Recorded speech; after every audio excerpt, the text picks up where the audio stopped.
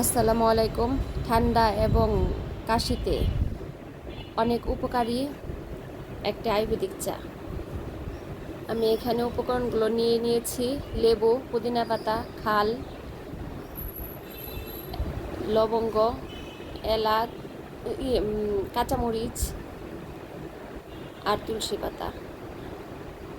সাথে আছে কালো জিরা। পানিতে আমি 1 চামচের মতো চা পাতা দিয়ে দিয়েছি। এখন ফুটিয়ে নিব। এদিকে পানিটা ফুটতে থাকা আমি লেবুটাকে রস করে নিয়েছি।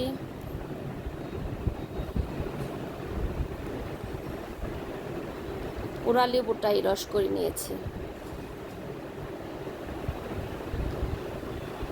আমি লেবুতে একে একে সবগুলো দিয়ে দেব। প্রথমে দিলাম পুদিনা পাতা, খাল,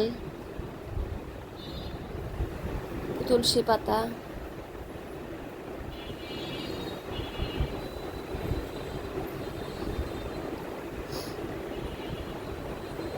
মরিচ, কালো জিরা,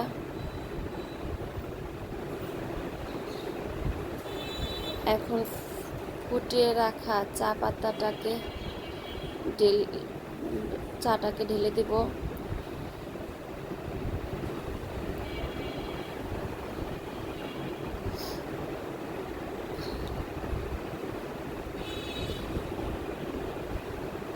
পরিমাণ মতো চিনি দিব।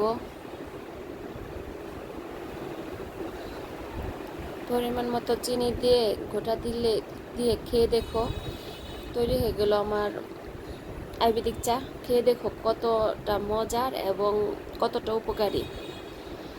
আসলে ঘরে টাকা আসতে শুরু করলে মেয়েরা চায় আসবাবপত্র চেঞ্জ করতে, আর ছেলেরা চায় ঘরের বউটাকেই চেঞ্জ করতে।